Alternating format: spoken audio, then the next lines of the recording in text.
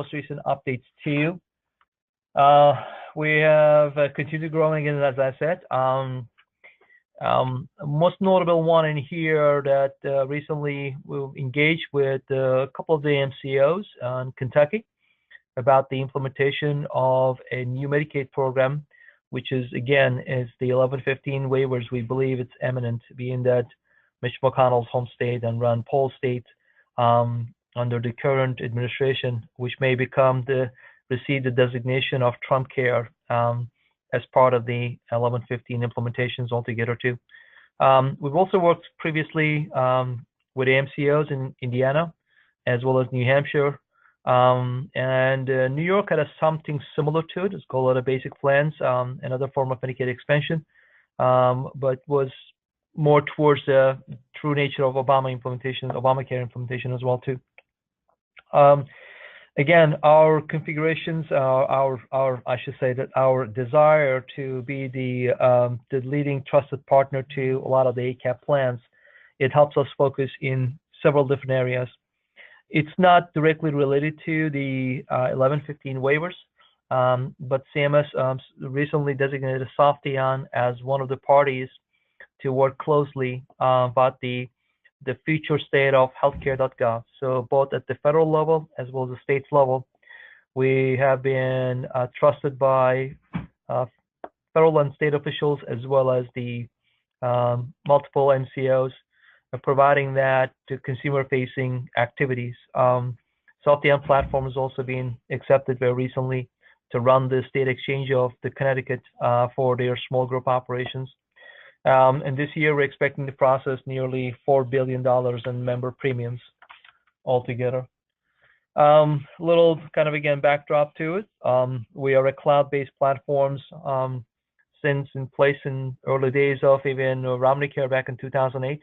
At the time, we have been contracted by the leading SI, system integrators up in Massachusetts for the initial implementation of Romneycare. Since then, we've expanded our platform to serve the needs of a diverse customer basis, all the way from the state communication on the 834s and 820s, and to the enrollment, underwriting, premium billing and payment and collection, and then finally the compliance and everything that is needed to provide a necessary financial and a membership reporting for the purpose of reconciliation. Softeon continues to be the leading platform as a cloud platforms today. We're able to work with almost every carriers across the nation, the likes of Centene's and fee orders, all the way from the EDI integration to the decision support to eligibility enrollment solutions altogether too. So with that in mind, we're a little ahead of the time, but we're gonna open up for Q&A. Ron, back to you, sir. Okay, our first question. With each state submitting a different 1115 demonstration, when do you expect there will be an alignment in Medicare practices so there are uniform changes?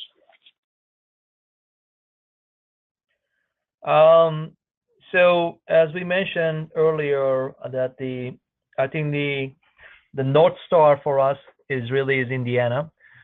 We believe the Indiana model may become very well the best practices model for the 1115 Medicaid waivers altogether too, as in the case of, and we mentioned about Michigan and most recently Kentucky altogether too. So there's about I will say handful of states have filed their waivers since the new administration taken place, and those waivers are heavily, I will call it heavily concentrated among the I'll call the red and purple states. I think the blue states will continue to invest and make sure there's a sustainability around their ACAs, and for those states, we're going to start seeing a lot of 1332 waivers. Someone's looking to 1115 waivers, like Massachusetts. So I think within a year or two, we will see a new model being evolved and drawn with the likes of, again, as I said, Indiana and Kentucky, whereby the guiding guardrails established by ACA for the the ACA population is now encompassing the Medicaid population. So we believe the ACA may become the blueprint for the Medicaid population, and it's rather than being a subsystem of Medicaid or respective Department of Health and Human Services on each state level.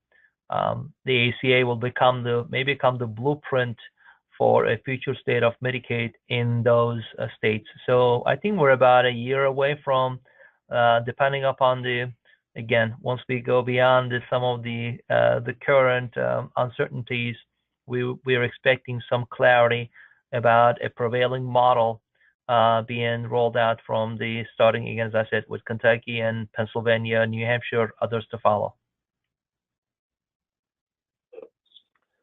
Can you tell us some of the hurdles MCOs will need to overcome in order to make the switch to enable premiums, like with HIP 2.0? Sure. I think the key challenge to begin with, and this is no stranger perhaps to those of your health plans who are in this space of ACA and continue to thrive in ACA space. The key thing is about the individuals making their own contribution.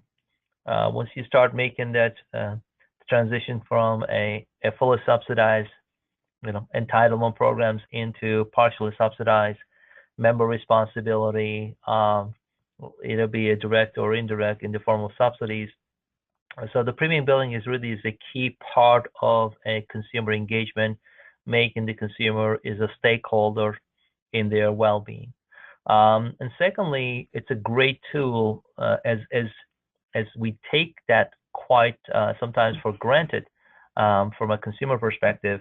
Is really that what's important is about our ability to use that stuff and able to answer to consumer questions, if you will. So in other words, that premium billing, it's very key to the process, but is also very essential to the consumer communication. But ultimately, it is the key aspect of the consumer engagements. So the premium billing is very tangential, of course, also the financial reconciliation between the consumer and the states through other means, let it be subsidies or, as we mentioned, about the HSAs, and possibly even the use of health reimbursement accounts in the form of employer contribution. So in a future state, the healthcare is becoming more complicated, if it wasn't already. And I think that the consumer is going to be the key stakeholder in the process. So premium billing is the cornerstone of the consumer's engagement to the well-being of themselves and keeping them accountable and responsible partly. And the provisions like in Indiana, where you miss your premium payment, you will be basically losing your coverage. The grace periods, as we know in ACA, are far strict in Indiana. Have, I believe, 30 days, unlike a grace period of 90 days in ACA. So, and plus the things like work requirements and a few other things. So premium billing is a critical function of engaging consumer and making them part of the process. And to be frank with you, we've always looked into healthcare, and we see the rise in costs. There are many efforts are being placed, as we use the term, kind of squeezing blood out of stone, if you will. But when the consumer starts coming into the value chain and they're becoming responsible of their own actions, I think that is one of the key differentiator, or that's one of the key value that we believe the premium billing delivers, or creates the platform for that engagement. Okay. What's an important factor for an MCO to be successful if its state implements an 1115 waiver? So I think what's going to be important here is, number one is, unfortunately, so there are multiple factors or multiple important factors that the MCOs needs to really consider. Number one is the existing IT process, IT technology processes, that has to now be aligned with a consumer-centric healthcare delivery and services model. What we mean by that is now that every individual needs to be tracked and assessed both from a services side as well as potential risk side. What we mean by the risk is that able to, just as in any other retail business, there's an element of risk. So the risk management is critical part of now MCO's operations, especially in a world that just like an ACA, underwriting rules are not really giving you any kind of a differentiator altogether too. So you learn about the individuals after they sign up.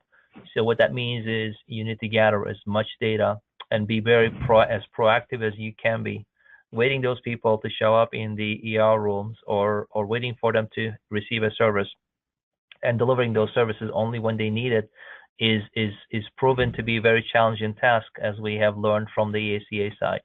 Earlier, I mentioned about the payment, so the premium billing. There's also the payment options to it. So we're seeing the consumer being engaged, and that engagement actually may go down the fact that, for instance, think of the possibility of your medical ID card becoming your HSA debit card. So now you're basically consumer, every time they pull out and they use HSA card for their basic health essentials savings accounts associated with their healthcare expenditures, you have a collection point, you have a data point. You can track people's employment conditions. You can track people's address and locations and things of that nature, also commonly referred to as social determinants. So MCOs has to be a lot more sensitive to the social determinants, and then be a lot more proactive in terms of onboarding the consumer in the first pass, and then keeping them engaged from literally every invoice could be an outreach marketing message.